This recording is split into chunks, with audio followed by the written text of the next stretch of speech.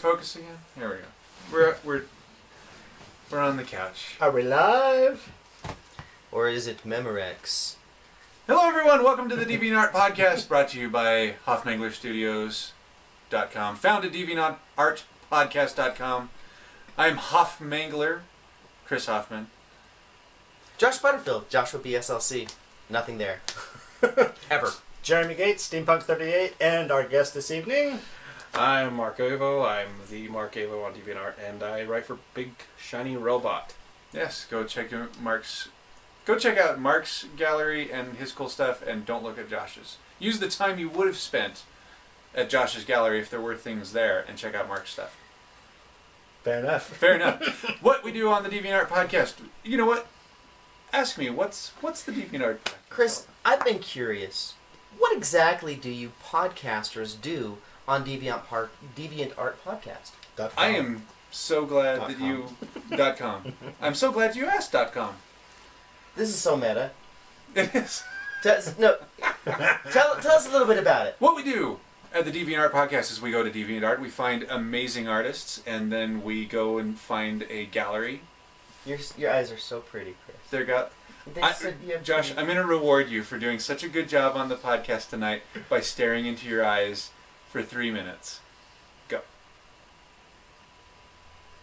Isn't this a nice reward? We're connecting. So how are you guys doing? So we find an amazing artist, get their permission, and then we pick our favorite pictures, pieces of art. I shouldn't call them pictures, these are pieces.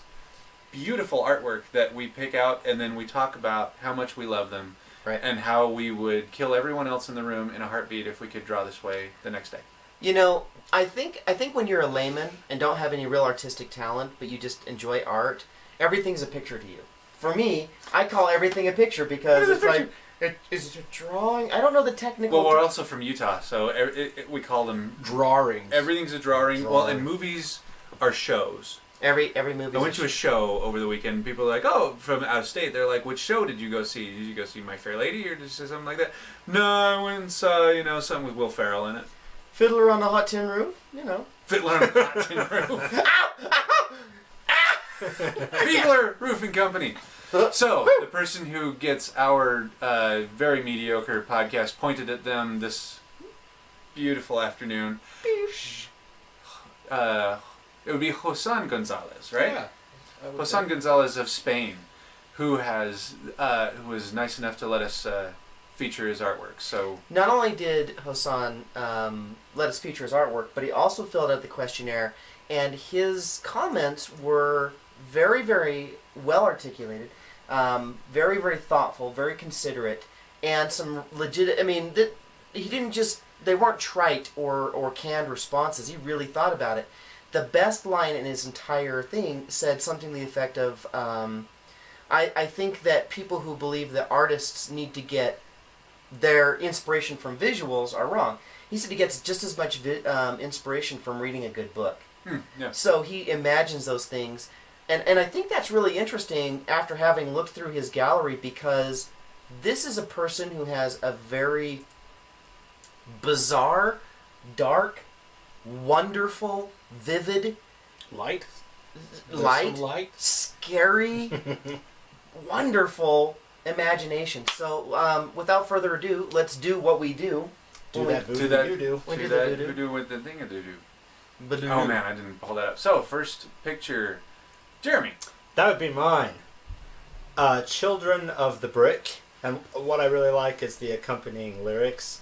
We don't need no education. This piece... Yeah, Pink Floyd reference? The Pink Floyd reference. This piece, it was just cool. The way it talks about... Boy, you could read so much into it. Being brainwashed, having society and or culture tell you what to do, tell you what to think. There's really a whole lot that could be read into this. Artistically speaking, though, I really like the way that it's drawn. It's simple. It kind of goes back to what I'm always talking about. Less is more, but it does a really good job at portraying a thought and a feeling. And that feeling is numbness.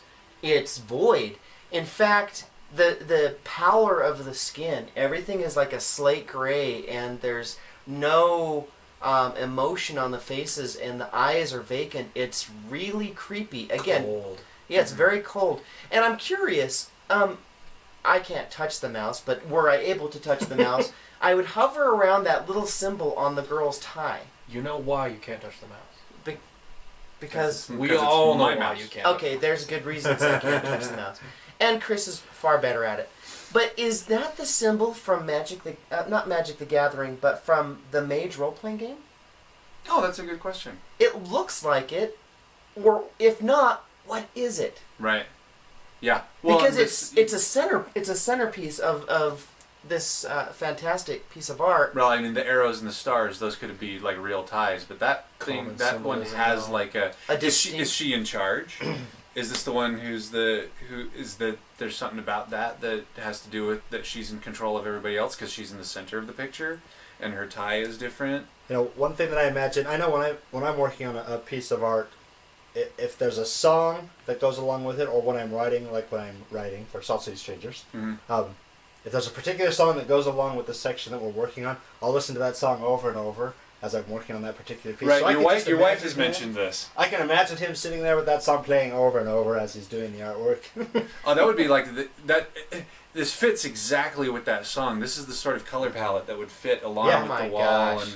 And If you haven't seen The Wall by Pink Floyd's The Wall, this is like a modern day version of it, and it's really, really... you know, another thing I wanted to make an observation on this one is you notice that it's all girls. Mm-hmm. Like, I wonder what the significance of that They- is. they Is there could be- more? Is this a statement that there's not just yeah, a male you're presence? right, you're you know right. what I I mean? Does didn't this notice have that to at do- first, you're right. The bottom line is this is a very deep piece, Mhm.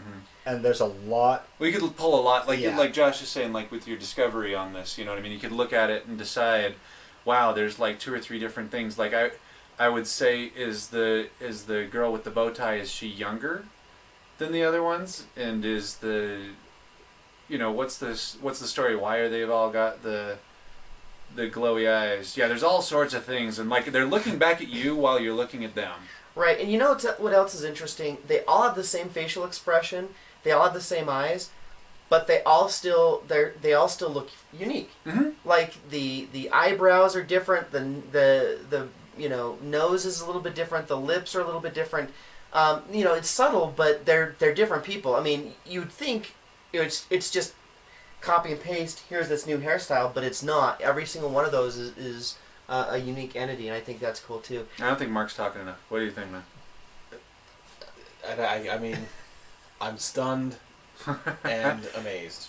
Looking through his gallery, yeah, has just been amazing. So We spent way longer looking through the gallery trying to come up with something because There was so it was hard to much. decide it which was one hard to to be decide. there. It's When just- everything jumps at you, what do you grab? right. Well, you grab this You one. grab Wonder Woman, and this is not mine.